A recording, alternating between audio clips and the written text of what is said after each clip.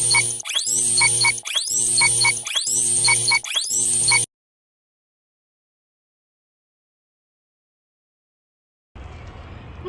angsana, pandang tak jemu.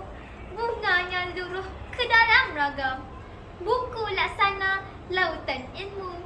Dasarnya penuh mutiara berharga. Bismillahirrahmanirrahim. Assalamualaikum pembuka bicara dan salam sejahtera buat para hakim yang bijaksana serta semua penonton yang dihormati. Saya Iris Al-Zahra binti Syah Ali, berumur 11 tahun dan bersekolah di SK Taman Kelang Utama, Kelang Selangor. 5 buah buku yang telah menjadi kegemaran saya ialah: pertama, Kisah Hidup Nabi Muhammad SAW karya oleh Nur Azlin Jaafar. Kedua, Di Mana Johan karya oleh Zuraini Ismail. Ketiga, The Top Student dikarang oleh Kumara Velu. Keempat, Ranjau Sepanjang Jalan dikarang oleh Syahnun Ahmad. Dan terakhir, Formula Juara A dikarang oleh Muhammad Nur Al-Sufi Romeli.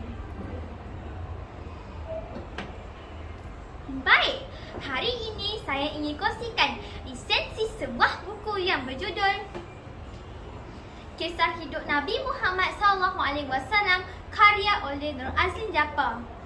Buku ini hasil nukilan penulis kisah-kisah Nabi dan cerita kanak-kanak yang menarik, iaitu Nur Azlin Jaafar. Buku Kisah Hidup Nabi Muhammad SAW ini diterbitkan oleh penerbitan Adin Quality Book Sdn Bhd. Buku ini dipasarkan dengan harga RM35. Cetakan pertama pada 2014 oleh TCKL Corporation Sdn Bhd. Buku ini merupakan buku bukan fiksyen dalam pengelasan 297.63 dan mengandungi 388 halaman bercetak. Setiap muka surat dipenuhi dengan ilustrasi yang menarik dan berwarna serta susunan ayat yang mudah membuatkan pembaca terus berminat untuk membaca.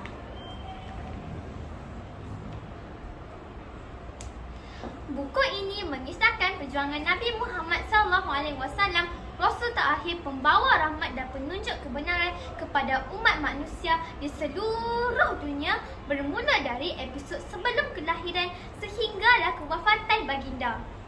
Peristiwa-peristiwa yang telah berlaku sepanjang perjuangan baginda menyampaikan agama Islam kepada umatnya digarapkan dengan baik oleh penulis hebat. Terdapat 24 pecahan tajuk yang menceritakan bagaimana episod permulaan di kota Mekah sebelum kelahiran baginda. Dimantapkan lagi dengan kisah-kisah selepas kelahiran, iaitu zaman kanak-kanak baginda yang hidup sebagai anak yatim piatu dan membesar hanya dengan kasih sayang seorang datuk dan bapa saudaranya. Buku Kisah Hidup Nabi Muhammad SAW ini bertambah menarik kerana diselitkan juga dengan kisah-kisah remajanya yang begitu sinonim dengan sifat muda, sehinggalah ia berjaya menambat hati seorang wanita kaya raya bernama Siti Khadijah, ahli perniagaan yang disegani. Seterusnya, penulis berjaya membawa pembaca menyelusuri kisah perjuangan Nabi Muhammad, iaitu tentangan dan siksaan yang ditepuhi oleh baginda sewaktu berdakwah dan seterusnya ketika diangkat sebagai Rasul kekasih Allah. Peperangan demi peperangan berjaya diatasi oleh baginda Rasul kekasih Allah ini, sehinggalah akhirnya diceritakan tentang kewafatan baginda. Kisah yang diceritakan di dalam buku ini telah membuatkan saya ingin terus membaca dan memahami akan kejadian yang sebenarnya telah berlaku di zaman baginda. Terdapat beberapa nilai yang saya perolehi dari pembacaan buku ini. Nilai pertama adalah bagaimana tingginya khasiat dan akhlak yang ditunjukkan oleh baginda daripada zaman kanak-kanak sehinggalah diangkat menjadi Rasul yang patut menjadi ikutan kepada seluruh umat Islam. Kedua, sifat jujur dan amanah baginda dalam menerima tugasan dan dalam perniagaan bersama Sayyidatina Siti Khadijah telah membantu mengembangkan lagi perniagaan Siti Khadijah ketika itu. Dan kejujuran beliau tidak dapat ditandingi oleh mana-mana pun manusia. Ketiga, sentiasa bersikap sabar dan bersangka baik terhadap orang lain yang telah mendatangkan 1000 rahmat kepada semua.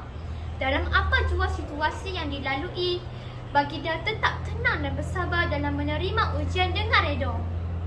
Terlalu banyak sifat mulia baginda yang patut diikuti oleh kita semua. Baginda Rasul merupakan Rasul terakhir umat Islam yang tiada tandingannya. Melalui pembacaan buku ini, saya simpulkan buku ini adalah amat sesuai kepada generasi muda, terutama kanak-kanak yang berada dalam proses mengetahui kisah Rasul, kerana ia merupakan satu nukilan percintaan yang menarik dan membuatkan pembaca berada di dalam situasi seperti mana yang digambarkan. Buku kisah hidup Nabi Muhammad SAW ini sememangnya patut dijadikan sebuah buku wajib buat setiap kanak-kanak yang berada dalam proses mencari dan menanti siapakah itu baginda Rasulullah. Setiap baris cerita yang disampaikan dapat membuatkan hadirnya inspirasi dan keinginan untuk berbuat baik serta berusaha untuk menjadikan diri lebih dekat dengan ajaran Islam. Peristiwa-peristiwa sebelum kelahiran baginda sehinggalah akhirnya kewafatan baginda menjadikan sesiapa sahaja yang membaca akan turut terkesan sehingga berjaya menerapkan amalan baik baginda di dalam kehidupan mereka. Cantik sungguh si bunga kejora buat hiasan di hari raya. Marilah sahut seruan negara, bangsa membaca, bangsa berjaya. Membacalah, sesungguhnya membaca itu menyuburkan minda dan mematangkan buah fikiran. Justru itu, janganlah sekali-kali meninggalkannya. Ramai yang berjaya dengan menjadikan membaca sebagai ilmu penyuluh kehidupan mereka. Sebelum saya mengakhiri resensi buku ini, marilah sama-sama kita berselawat ke atas Nabi. Allahumma sholli ala Muhammad. Daripada Abdullah bin Amr radhiyallahu bahawa Nabi Muhammad sallallahu alaihi wasallam bersabda, barang sesiapa yang berselawat ke atasku dengan satu selawat, maka Allah Subhanahu wa taala akan berselawat ke atasnya dengan 10 selawat. Sekian, terima kasih.